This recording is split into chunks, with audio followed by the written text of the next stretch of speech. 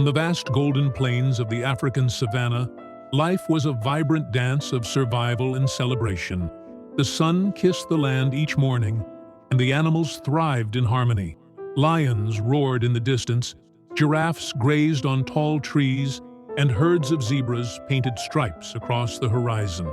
Yet, amidst this paradise loomed a dark and mysterious presence, the mighty Mount Umoja. Legends surrounded the mountain like a veil of fog. The elders often spoke of a shadow that once spilled down its peak, casting a curse upon the land. Crops failed, rivers dried, and fear gripped every creature. Though the shadow disappeared long ago, the mountain still held its ominous aura. Animals avoided it, whispering tales of spirits and dangers that lay hidden within. Among these creatures lived a young cheetah named Sefu. Unlike other cheetahs who could run swiftly and hunt effortlessly, Sefu was small and often clumsy. His legs were shorter, his spots fewer, and he couldn't run as fast as his peers. The other cheetahs teased him relentlessly. "You'll never be a true cheetah, Sefu," laughed one of the older cheetahs. Sefu tried to ignore their words, but deep down, it hurt. He spent his days alone, observing the world with a curious heart. While others played and hunted, Sefu loved to listen to the stories of Mama Nia, the ancient tortoise who had seen generations come and go. One evening, as the animals gathered near the watering hole, Mama Nia told a tale that sent chills through the savannah. "The shadow of Mount Umoja may return," she said, her voice low and grave. "And when it does, only the bravest among us will be able to face it." The animals murmured nervously. Sefu, sitting at the edge of the group, felt a spark of determination ignite within him. "I may not be the fastest or the strongest," he thought, "but I can be brave." Life continued as usual on the savannah, but one morning, the skies turned gray. A cold wind swept through the plains, and a strange darkness crept across the horizon. The animals gathered in confusion as the sun failed to rise, leaving the land in an eerie twilight. "It's the shadow!" cried Kazi the elephant, his deep voice trembling. The once vibrant savannah became a place of fear. The watering hole grew still, the trees whispered ominously, and even the mighty lions seemed uneasy. No one dared to approach the mountain. Mama Nia called for a council meeting. "We must act," she said. "If we do nothing, the shadow will consume us all." "But who will go?" asked Zuri the zebra, her voice quivering. "The mountain is dangerous, and the shadow, it's too powerful." For a moment, there was silence. Then, to everyone's surprise, Sefu stepped forward. "I'll go," he said, his voice steady. "I may be small, but I can face the shadow." The animals stared at him in disbelief. Some laughed, while others shook their heads. But Mama Nia looked at Sefu with pride. "True courage isn't about size or strength," she said. "It's about the heart." Sefu set off at dawn, the shadow looming in the distance. He carried a small pouch with food and water, given to him by Mama Nia, who had also tied a small ancient charm around his neck. "This will protect you," she said. "But remember, the greatest protection comes from within." The journey to Mount Umoja was long and treacherous. The plains, once familiar, seemed different under the shadow's influence. The grass felt cold beneath Sefu's paws, and the air was thick with tension. As he walked, Sefu encountered Zuri the zebra, who was pacing nervously near a tree. "Sefu, are you really going to the mountain?" she asked. "Yes," he replied. "I have to. The savannah needs me." "I'll come with you," Zuri said, though her voice trembled. "I'm scared, but I can't let you face it alone." Together they continued toward the mountain. Along the way, they met Kito the frog, who was stuck in the mud near a small swamp. "Help me," Kito croaked. Sefu and Zuri pulled him free. Grateful, Kito offered to guide them through the swamp of silence, a place rumored to steal the voices of those who entered. "Stay close," Kito warned, "and don't speak, no matter what you hear." The swamp was dark and oppressive, filled with strange sounds. Whispers echoed around them, and shadows moved just out of sight.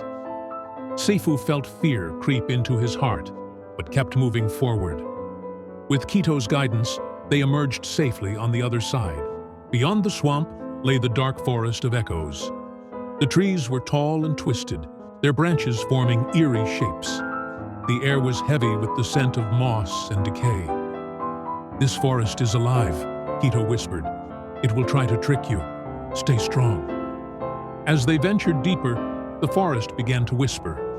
The voices were soft at first, but they grew louder, filling their ears with doubts and fears. "You're too small, Sefu," the voices hissed. "You'll never make it." "Turn back," they whispered to Zuri. "The shadow is too powerful." Kito covered his ears, his tiny body trembling. Sefu closed his eyes, focusing on the rhythm of his heartbeat. "We are stronger than this," he said aloud, his voice steady. "We will not give up." His words gave Zuri and Kito the courage to push forward. The forest seemed to resist them, but they refused to be swayed. Finally, they emerged from the darkness, their spirits stronger than ever. At last, they reached the base of Mount Umoja. The peak towered above them, shrouded in swirling darkness. The shadow was alive, its presence a heavy weight that pressed against their hearts. "This is it," Sefu said, "the source of the shadow." As they climbed, the shadow seemed to grow stronger, whispering fears and doubts into their ears. But Sefu led the way, his determination unshaken. When they reached the summit, they found a glowing flower, the light of Umoja. It was the source of hope for the savannah, but it was surrounded by the shadow's dark tendrils. "You cannot take the light," the shadow hissed. "You are weak. You are nothing." Sefu stepped forward, his heart pounding. "I may be small, but I am not weak," he said. "I will not let you win." The shadow lunged at him, but Sefu stood firm. He reached for the light, his paw trembling. As he touched it, a warm, golden glow spread across the mountain, banishing the shadow. The savannah below was bathed in sunlight once more, and the animals cheered as they saw the darkness lift. The journey down from Mount Umoja was as monumental as the climb had been. The golden light from the light of Umoja still lingered in the air, casting a warm glow over the savannah below. Sefu, Zuri, and Kito paused for a moment at the base of the mountain, looking back at the towering peak that had once been a source of terror. Now, it stood as a silent witness to their bravery. The savannah was alive with newfound energy. The trees swayed gently as if singing a song of triumph, and the grasslands glistened under the returning sunlight. The shadow that had loomed over the land was gone, and in its place was hope. As the trio approached the plains, they were met by a procession of animals. Elephants trumpeted loudly, birds soared in circles overhead, and monkeys leaped from branch to branch, chattering excitedly. The news of their victory had traveled faster than their steps. Mama Nia, the wise tortoise, was waiting near the watering hole, her ancient eyes glistening with pride. "Sefu," she called, her voice trembling. "You've done what no one else dared to do. You've saved the savannah." Sefu felt a lump in his throat. The animals who had once doubted him, who had laughed at his clumsiness and size, now looked at him with admiration. "It wasn't just me," Sefu said humbly, gesturing to Zuri and Kito. "We did this together. Courage isn't something you find alone. It grows when you stand with friends." The animals roared in agreement, their voices creating a symphony of joy that echoed across the plains. Kazi, the elephant, who had been the most skeptical of all, stepped forward and bowed his great head. "Sefu, I was wrong about you," he said. "You've shown us all that true strength comes from within." As the celebrations continued, Sefu stood quietly by the edge of the watering hole, reflecting on the journey. Mama Nia joined him, her slow steps deliberate. "You've grown, Sefu," she said, her voice filled with warmth. "Not in size, but in spirit. That's what makes a true leader. But what if the shadow comes back one day? Sefu asked.